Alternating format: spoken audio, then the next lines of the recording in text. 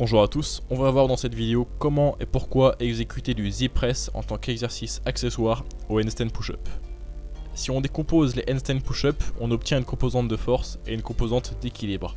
Seuls très peu de gens sont limités par leur équilibre et c'est pour ça qu'on va davantage se pencher sur l'aspect force du mouvement. Les handstand push-up excentriques sont souvent utilisés comme progression vers les handstand push-up complètes. Elles consistent à réaliser uniquement la phase de descente du mouvement. Bien que la spécificité du mouvement soit très importante, un grand défaut est que la mise en place et l'équilibre puissent compromettre l'exercice, surtout quand la fatigue s'installe.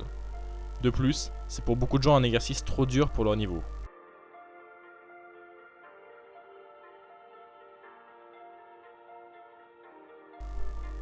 Une alternative est alors d'effectuer des pike push-up. L'intensité est cette fois-ci moins importante et l'exercice réplique correctement la trajectoire des handstand push-up. En contrepartie, il est dur de quantifier l'intensité d'une pike push-up car elle dépend d'un tas de facteurs difficilement mesurables.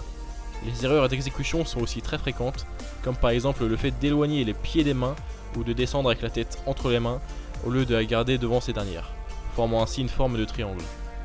L'utilisation de charges additionnelles apparaît donc comme un bon moyen de simuler un mouvement de développé au-dessus de la tête, mais en ayant cette fois-ci une intensité mesurable et que l'on peut choisir selon son niveau. Il existe plusieurs variantes de développer debout ou assis sur un banc, mais toutes tentent à avoir leur exécution se dégrader avec la fatigue.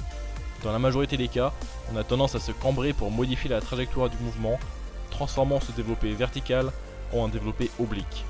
La position spéciale du Z-Press nous empêche de nous pencher vers l'arrière de par le risque d'être déséquilibré. On garde ainsi une trajectoire du mouvement plus proche de celle des handstand push-up.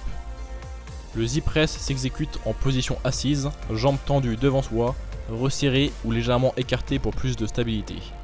On saisit alors une barre placée à hauteur du cou, avec une prise équivalente à la largeur des épaules ou légèrement plus large. Les coudes doivent être orientés davantage sur l'avant que sur les côtés, même si un angle oblique est acceptable. Une amplitude complète est obligatoire et s'obtient en verrouillant les coudes en haut du mouvement et en touchant la barre sur les clavicules en bas du mouvement. La largeur d'écartement des jambes est peu importante tant que les jambes restent tendues. Le Z-Press est un outil intéressant dans vos progrès vers les handstand push-up, mais il ne suffira pas à savoir exécuter cet exercice. On estime qu'être capable de réaliser un développé à la barre correspondant à 90 à 100% de votre poids de corps correspond à la force nécessaire pour faire une handstand push-up. Si vous êtes à ce niveau d'avancement, c'est l'aspect technique des handstand push-up qu'il vous reste à travailler.